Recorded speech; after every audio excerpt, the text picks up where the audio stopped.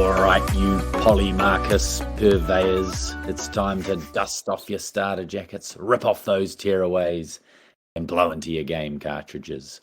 I'm Sam Blanford. I'm Pat Sellers. And I'm Sean Kelly. And we wish it was the 90s. And we're back. It's been a long time between drinks. But we've finally decided to have a bit of a run at season 5 of X-Men the Animated Series. And before we express our deepest and sincerest thoughts on the final season of this amazing, confusing, and elongated series, I'd like you to give us a little like or a follow on the socials at WIWT90S. Perhaps a 5-star review, even before you've listened to this episode. I can promise you it's going to be brilliant, so get the 5 stars in now. You know, if it disappoints you at the end, send us an email to let us know. But don't change your rating. So, season 5, it's Hang on. Wait.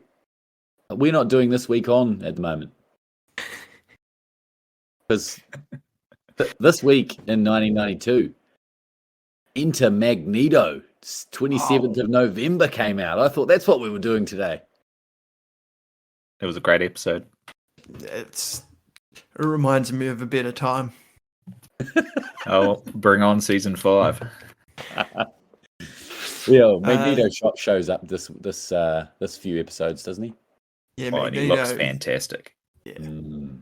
Yes. So we've got Phalanx Covenant Part 1 and 2, Stormfront Part 1 and 2, and the Fifth Horseman. It's interesting. It wasn't. I thought I was going to dislike this more than I did. So that's saying something. So we'll dive in. So we got the Phalanx Covenant Part 1. So the X-Men get attacked by the Phalanx, which is this weird race of techno-organic aliens that are looking to assimilate life on Earth. And then one who looks just like them, named Warlock, allies himself with Beast, Forge, and Mr. Sinister to come up with a plan to defeat the Phalanx. Before we talk about the episode in general, should we cover off both at the same time? Because it really does roll into two. Definitely. So in the second part, you've got that lineup of Warlock, Beast, Forge, Sinister, who are also pick up the assistance of Magneto, who's not interested in participating, hanging out in his excellent new base. But when he learns his son Quicksilver, which he only learnt was his son an episode or two ago, has been captured by the Phalanx, he's all in. And as 3 fathers on this podcast, we can all relate to that. Super relatable. So yeah, I'm really interested. Let's start with you, Sam. What were your thoughts? I was very confused initially, but part 2 fleshed it out a little bit more. I laughed when you were doing your run through, because in my notes I put Bishop looks weird. It's definitely not Bishop, was it? It was Forge. Oh, Forge. Yeah, that was Forge. I thought you would have been reveling because it was Forge. But it didn't look like the Forge that I knew. Future Forge.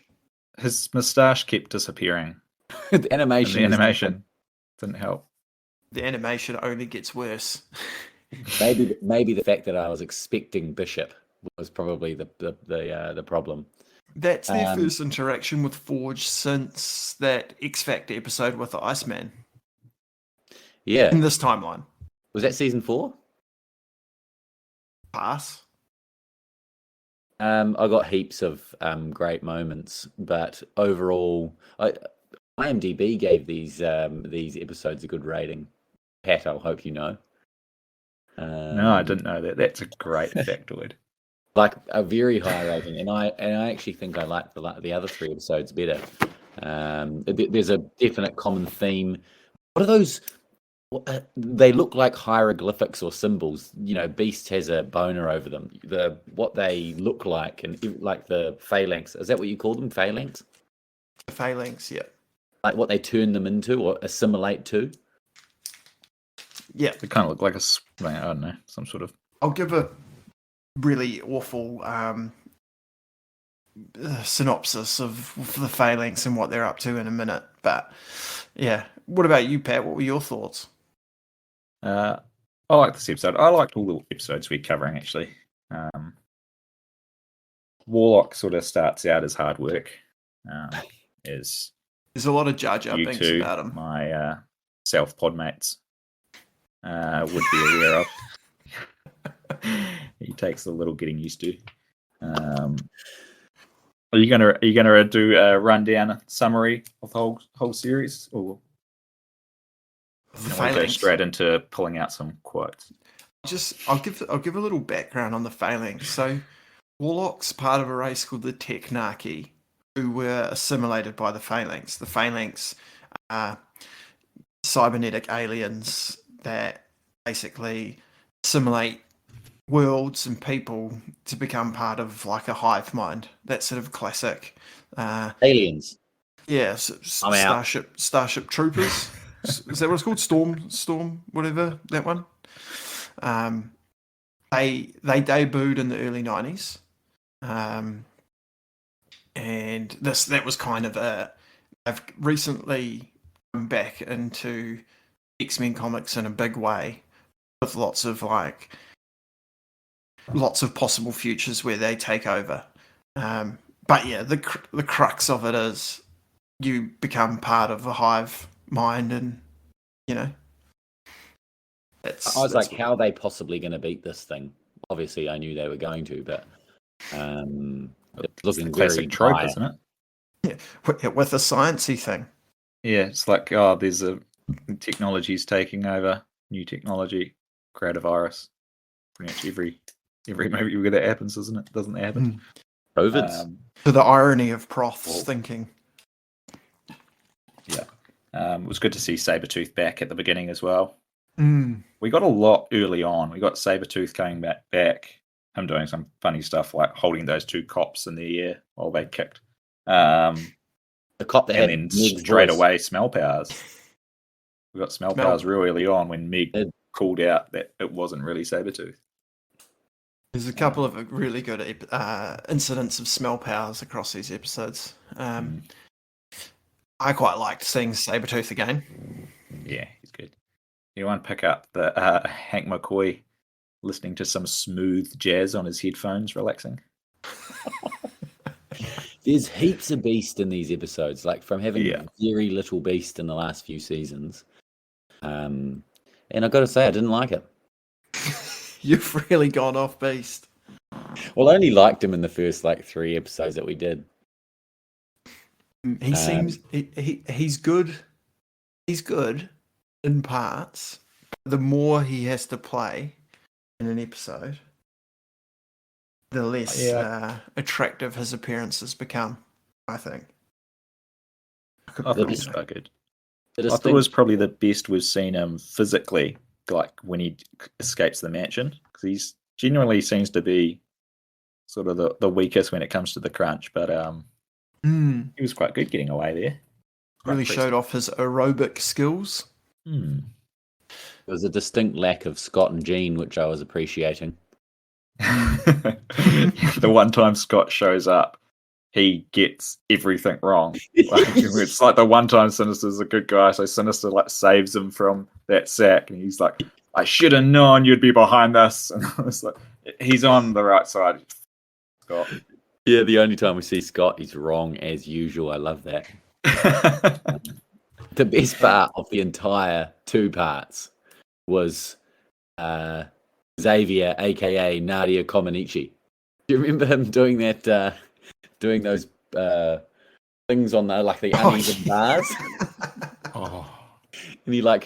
And he flicks himself up and then just lands perfectly in his floaty chair. Yeah, that was. I quite enjoyed that whole gym session. I'm going to call him Nadia from now on. A few other things that were going on at that point that I don't know, like Professor trying to help Sabretooth again, just come on. come on, we've been down this path. Yeah. But also just when the prof's in the gym, someone else is in there with him, I think. And you get a bit of a shot of like the various X-Men doing things, and they're all kind of doing interesting things, and Gambit's just out practicing his basketball. That's the only thing we see. Is that the only? Yeah, is that the? And you get to see him like in the Phalanx without his jacket. Don't even remember seeing him there. Something I was confused about. So when Sinister first contacts Chuck / Nadia, he's having like a FaceTime with him. It seems like he likes him. Who? Sinister? He's very worried about him. Professor. Likes the professor. I think he's just panicking. I was confused. But yeah, mutual respect between great minds or something. Well, as someone says at the end, I think probably Beast at the end, he says, all of Sinister's actions were all of self-preservation. Everything he was doing was just he was worried about himself, wasn't he? In saying all of that, I revelled in Sinister's inclusion in these episodes. It was good to have him and have him part of the story, but not just be a villain. Yeah. And I genuinely enjoyed the team up lineup. I was hoping for a little bit more Quicksilver, but I enjoyed having lots of Forge, lots of Sinister, not so much Beast. Is Jubilee the other one? Jubilee's in it for a bit, but does she get captured as well? I can't remember. She's in the next one quite a lot. Yeah, she's in the next 3. And it's like obviously Magneto's supposed to be a main character. Magneto's beard, thoughts? Beard and mullet. Yeah, exceptional. Magneto, I've got him as Magneto 3.0. He's still badass because we had the original Magneto who always had his helmet on. And then we had Magneto 2.0. And I'm calling this Magneto 3.0. It's a bit like Michael Jordan when he played for the Wizards, MJ 3.0. He's a little bit older, a little bit more grizzled. But shit, he can still drop 50. Yeah, I was about to say, good for a big haul. Something else I really liked. It popped into my head before, but when they go to get Magneto to join the team, and he's like kind of in his uniform, and then he decides he'll join them, and he just sort of magnetically puts the rest of his costume on. I thought that was mint. Some things that were silly, we've seen Hodge before, right? He had something to do with Genosha, maybe. Who's Hodge? Wasn't he's he the part guy of, who's the government there? Yeah, he's been half assimilated by the Phalanx. He's the one who tells everyone his plan because he's an idiot. And it's just the front of his face, that's all you can see. Yeah, and then that's from the comics. He was part of whatever the storyline was in the 90s, early 90s. Yeah. Pat referred to it before. I think you did, Pat, when you said something about Warlock and referring to himself as self. What's all that about? What person? What is that? Third person? I thought about this a lot. Fourth person perspective. Yeah, because him and his missus, which they get reunited, so that's lovely. But they both do it, and I'm wondering if it's like a bit of a translation from their language to English. Sort of direct. Warlock's an interesting character. So he joins the New Mutants in the 80s, well before this arc happens, and he becomes besties with a character called Doug Ramsey, who has the power to basically can communicate with technology, so he can understand anything that's going on in a machine or whatever, and sort of translate it. So not super useful fighty powers, but and then he gets something happens to Doug, and Warlock uses his like abilities to keep him going, and he's like Warlock's almost like part of him, but can like pop out and talk. It's very weird, very 80s. You said New Mutants. Yeah. Is there a movie New Mutants? There is. Is he in it? Apparently, he was originally going to be one of the characters. He got taken out in the final script. Yeah. Yeah, movie went through like all sorts of rewrites and reshoots and absolute dud. Yeah, I'm guessing like they thought, him referring to himself to self and keep calling everyone self-friend was going to be a hard sell. But I mean, they couldn't have made the movie any worse. They might as well it's bad. taken a swing. When I was watching Warlock in this, and I've read him quite a lot, I was thinking it is like when you read it, you just kind of read it. You don't think about it too much. Like it's a bit annoying, but it's not. You just get used to it quite quickly. But listening to him speak like that all the time is a bit like it's definitely that sort of Jar Jar Binks sort of. It's quite annoying. He's quite like comical as well in a storyline that's like world ending. It just doesn't hit the right balance. And I didn't actually care much for his love story. No, I didn't even know there was a love story going on until I saw her. Yeah. A couple other things that I thought were quite mint is we get a lot of Beast with his backpack in these episodes. Little trip to Muir Island to see my guy, Banshee. Look, we're not going to see Bad Guy Bar again, are we? You can break it to me. I don't remember if we do. I know we definitely don't see it in Muir Island enough to not. We've been there enough to go back to Bad Guy Bar. We've still got 5 more episodes. It's got to be a chance. I can assure you they don't go to Bad Guy Bar and Jubilee's play story theatre of whatever that episode's called. I can't wait for you to see that. That her voice, what's her name? Moira's voice was terrible. Accent was awful again. Yeah. They get a different person to play her each time. I like that, actually. I reckon it's just whichever female character's part of that episode, all right, you're going to have to do the Moira lines. It's like a running joke with the cast. And someone in the writer's room, should we just not let Moira speak? No. Let's see who can do it this time. Raucous laughter when they do. I quite like the Trojan horse plan with the big dummy runner from Warlock. Slips out of Magneto's bubble and gets assimilated to release the virus.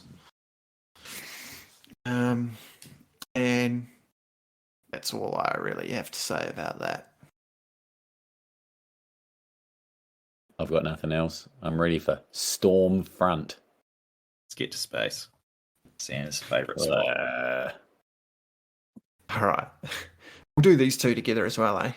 Yeah. So the alien, I looked him up. I was like, surely they've made this character up for the show, but he's in the comics. The alien Archon. Golden Axe. Yeah. Comes to Earth with a weather manipulating machine to trick/beg Storm to come to his planet to save it from meteorological chaos. Storm agrees, but leaves a clue, and so is it Meg, Psyche, and Jubilee? Yes. And Beast?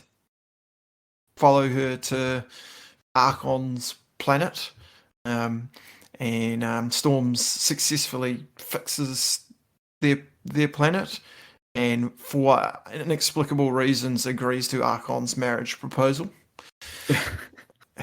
And then episode 2's some absolutely spectacular preparations going on for Storm's wedding, including a very fast construction of a statue. And then the X-Men start to realise something's a bit off with Archon, and Storm cottons on. Turns out he's a real bad guy. What did you guys think of Stormfront? Well, yeah, I thought no good from Space Conan. He was really I quite liked him sort of in the second part when his world starts sort of unveiling itself as he's basically using slave labor from another neighboring planet, and him getting really confused trying to explain himself as like, this is just what we do. Like, you can't enslave people. He's like, they tried to do it to us. So that was all quite fun. I also quite liked Meg walking around there, what looked like sort of ancient temples, and just like scratching massive like gouges out of the walls and stuff as he just like walked around. The scratch, no respect, like a 12-year-old with a vivid. Yeah. I was half expecting him to start just drawing cocks on everything. Meg was awesome in these episodes. There's one real good quote I hope you've got lined up. I also really like when the plane crashes and they can't get out the door, and Meg just sort of like grunts his way to break it open. He just sort of bows through and goes, and it flies off. Yeah. What did you think? You obviously liked it, Sam. Tell us why. Oh, that's after Jubilee was literally just going to dive out of the flying ship at the start. Well, that was a bit ridiculous. I just ran out of... I couldn't write down the quotes fast enough. It was just one-liner after one-liner. I said, fuck off with your space dimensions and planets, Archon. Because I didn't realise it was in space initially until that got mentioned. So was Storm hypnotized to get with Archon? Like, it seems so I think bizarre. this is just really, really bad character development. It was so out of character. I was like, what the hell is going on? Yeah. Like, and there's that part where she's just like, my whole life I've been, I joined the X-Men as a teenager and fighting for a world that doesn't, that hates and fears us. And here I can make a real difference to people and blah, blah, blah. And it's like, it's not what you're about, Storm. She also has no idea if that's true. She doesn't know anything about like the planet and stuff at that point. Literally. Evidently. I'm like, this is a real massive trope of comic books. Fans getting angry when their characters behave differently than what they'd expect. And I quite often would defend a writer saying they're developing a character in a certain way and there's a reason for it, and I'm okay with it. But this makes no sense at all. Yeah, it was just Meg being awesome was that saved this for me. A couple of great quotes. Yeah, he is talking about Psych. Almost looked like old Bug-Eye knew what he was doing.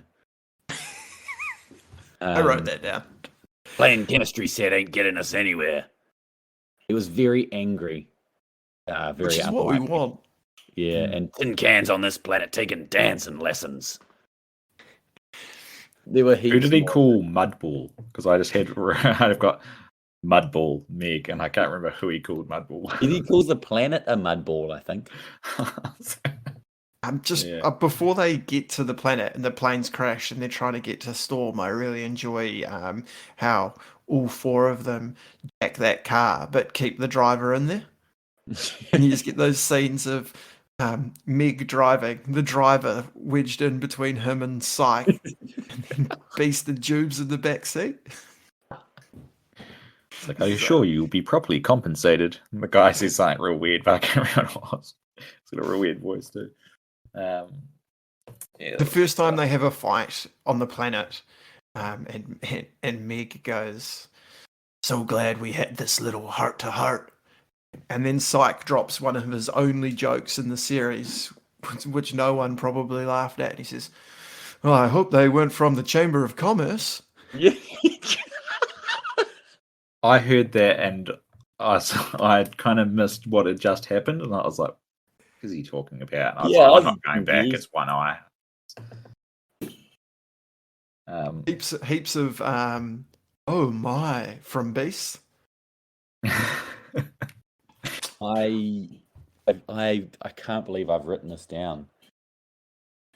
Past me would be disappointed in myself, but I really love the Logan Scott relationship. I don't know I don't know. I feel like that's progressed quite well, even though the character development's gone out the window. That's progressed in a I don't know what it's like in the comics, whether that is an ongoing thing, or whether the relationship follows a kind of a timeline. But yeah, it's not him joking about, just I don't know, they seem to bounce off each other quite well.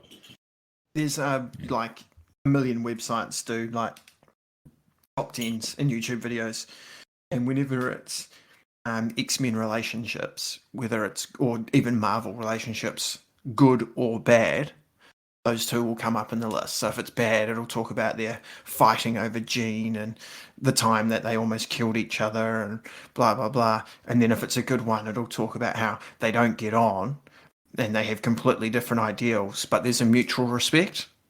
Yeah. And there's a real good scene in it's astonishing X-Men run written by the now disgraced Joss Whedon. And there's a bunch of Sentinels on the front lawn of the mansion, and the X-Men are going to stop them, and Cyclops is like, nah, I want these things off now. And it's actually part of Cyclops' progression to being slightly more military as a leader, which is quite good. Lots of people don't like it because they're like, he's supposed to be the Boy Scout, but it's actually quite good character development, in my opinion. He just takes his visor off, so it's just like the full blast, no control, and it just knocks out about 6 Sentinels, and Meg just looks at him and says, sometimes I forget why you're the leader, and then you do something like that, and I remember. I got a feeling that Jubilee's losing a bit of respect for old One Eye. Maybe it's because she's always following Meg. But she just only refers to him as Psych now. She's quite dismissive. I'm like, this is quite funny. She's got like she's had enough of One Eye as well. Mm. But at the start of part 2, they're all they've all come around and are happy for Storm, pretty much, apart from Meg. Meg's just extremely angry. Is that just his relationship with Storm within the X-Men, or do you think it has something to do with his future relationship with Storm? Yeah, well, I noted that when everyone was starting to come around and Meg kind of storms off, I can't remember what he says, but he says something to the tune of something smells wrong about Arkong or something like that, and I just written down that his smelling powers are even just sensing evil. Yeah, I don't know if he somehow had some recollection of, I'm sure one of the episodes, at least Professor Xavier definitely knows about that sort of alternate future. Yeah, I kind of thought the same thing. I was wondering if there was something lingering in. There's a lot of somehow. There's certainly a very strong friendship there, because I don't know if it's in the series, but they joined the X-Men at the same time. They've been on the X-Men the whole time together. And Storm's one of the characters who has great empathy for Meg. You know, she knows he's a loose cannon, but still, I don't know, understands him quite a bit. I really like the scene where everyone's like, don't do this. Except Psyche, who's just like, if this is what you want, then we've got to support you. But everyone else has got a reason. And she's always wrong. Psychoanalyzes them as well. She's like, Hank, you don't see logic in my decision because you're a logical man, but you're thinking with your brain and not your heart. Jubilee, you're young and blah, blah, blah. And Wolverine, you always suspect the worst and blah blah blah. It was quite a nice little psychiatry session for the team. What do you think of Space Conan's helmet? I had it down Space Conan and everything about him. I had it as a bit of a cross with like a medieval war helmet and a graduation cap.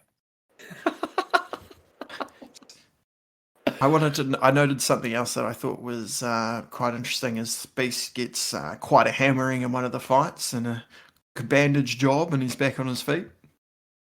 He's so bad at fighting.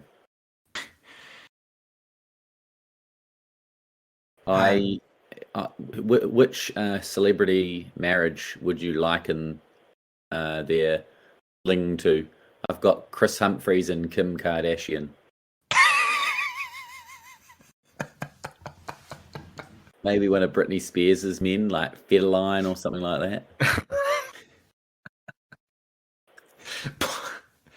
I was thinking more Nicolas Cage and Lisa Marie Presley.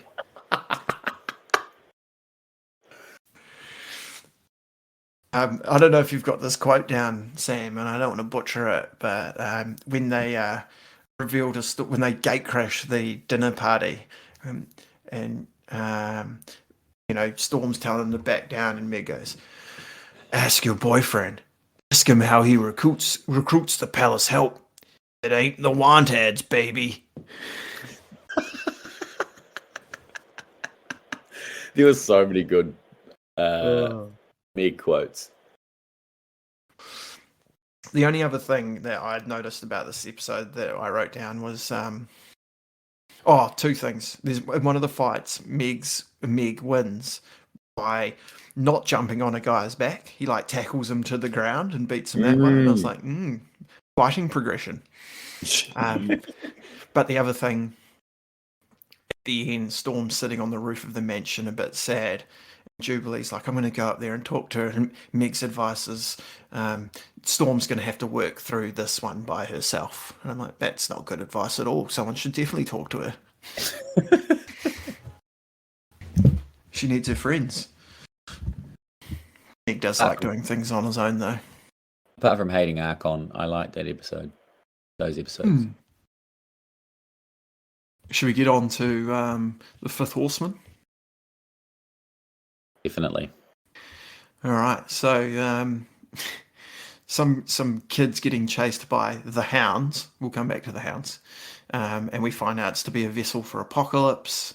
We see the return of Fabian Cortez, who's working for Apocalypse. And coincidentally, Beast and Jubilee are on an archaeological trip to somewhere in South America as well.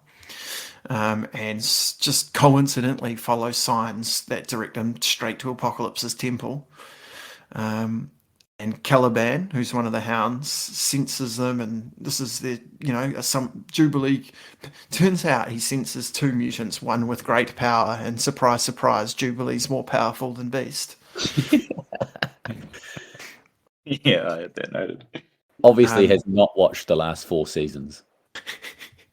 Well, I mean, if you had to pick one of the two, it's pretty close. It is Caliban, though. And he's got that extremely pasty exterior. And maybe he's worried about, being so pasty, he could be getting sunburnt watching fireworks. A few Scotsmen. We'll come back to Caliban. So they capture Jubilee, and Cortez uses mutant powers to turn Beast into probably the most efficient he's been as a fighter. And lots of all sorts of the celestials, stars have to align or something or other, and the whole Apocalypse needing a vessel things from the comics.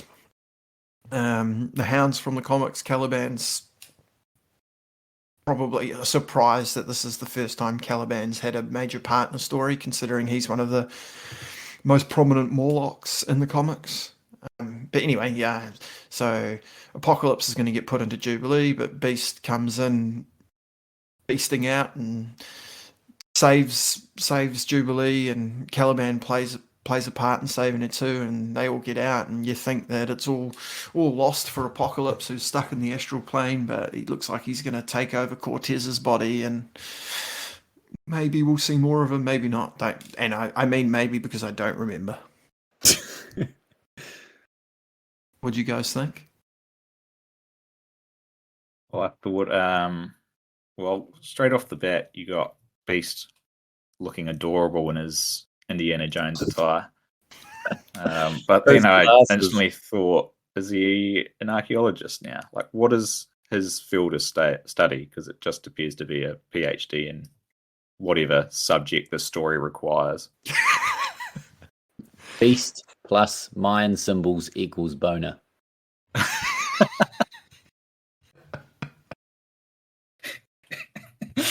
They like John Lennon. You got like John Lennon glasses on.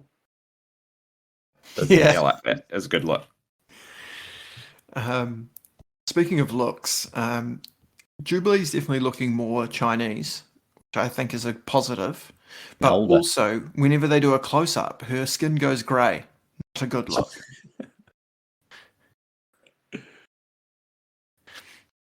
So I need, you mentioned it before, but I need a little, I got his name wrong in my notes. I didn't put Caliban. I said I need some Calabash background. Good. So Caliban is a Morlock from the 80s who, very simple, speaks in third person. His mutant power is he can sense other mutants. So he's like a living Cerebro. So we've seen. Do we see Caliban sensing other mutants in that first Morlock episode we watched?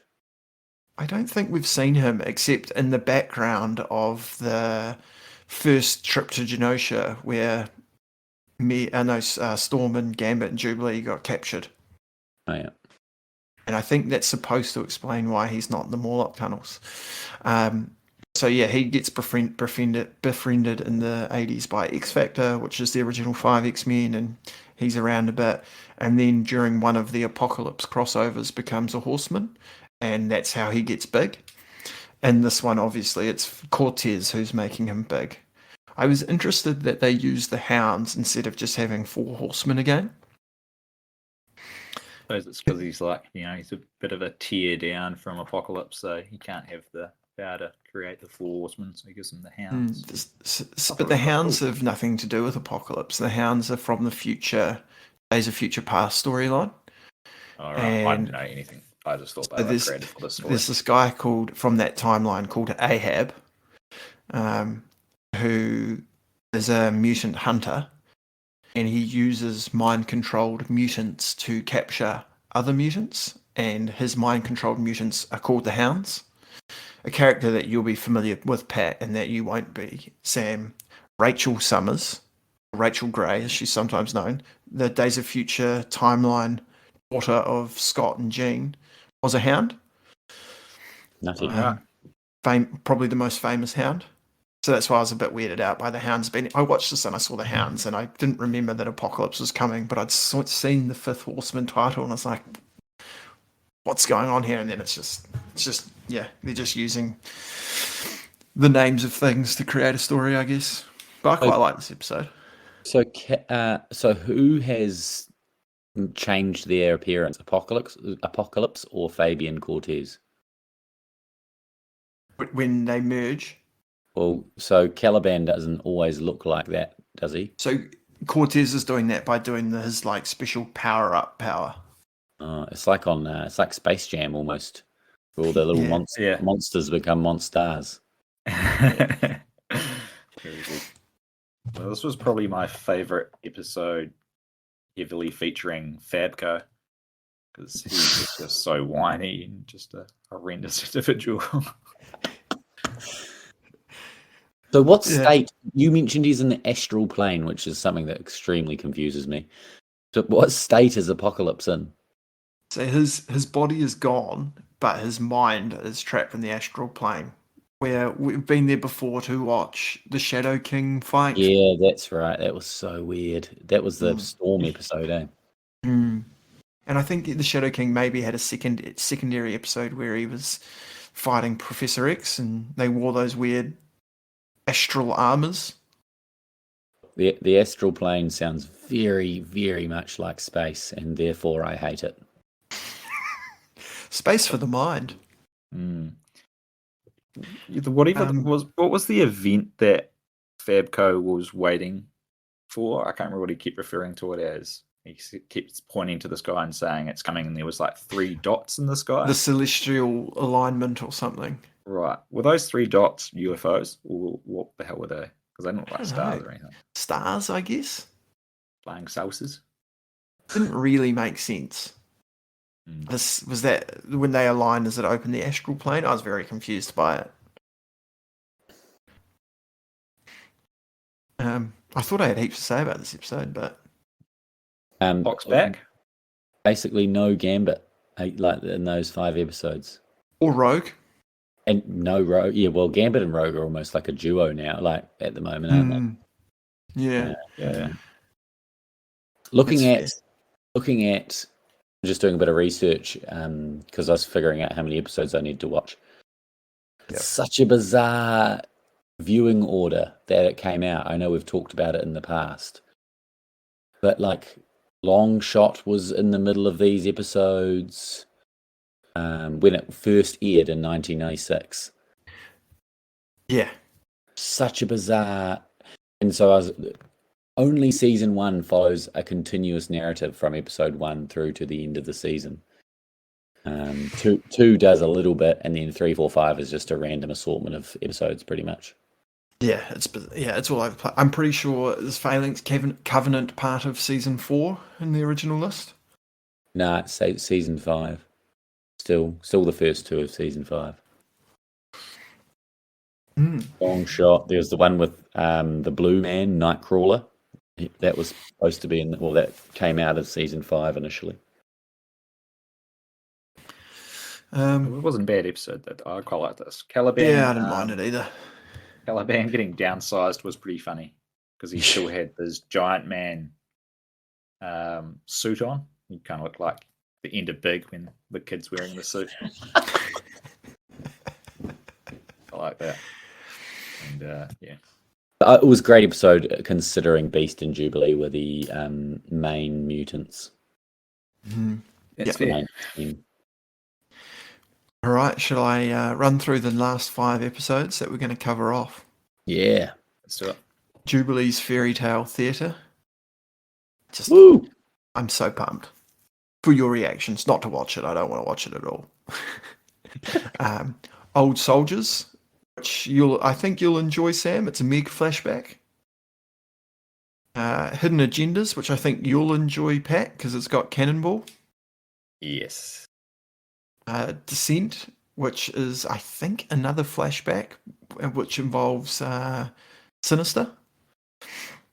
Yeah. And then Graduation Day, which is the last episode ever.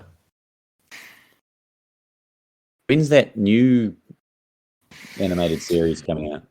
Maybe end of this year. Next year. Next year? Yeah. I need to watch a movie before then. What one am I watching again? What's the Days of Future Past or something? That'd be good. That'd be a good watch because you can compare it to the episodes. Or the first X-Men movie is kind of into Magneto-esque. Only Logan's good too.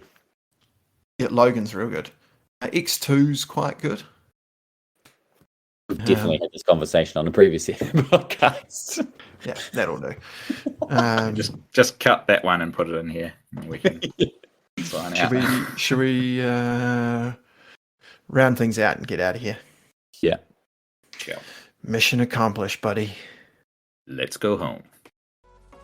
I was gutted you didn't do that, Pat.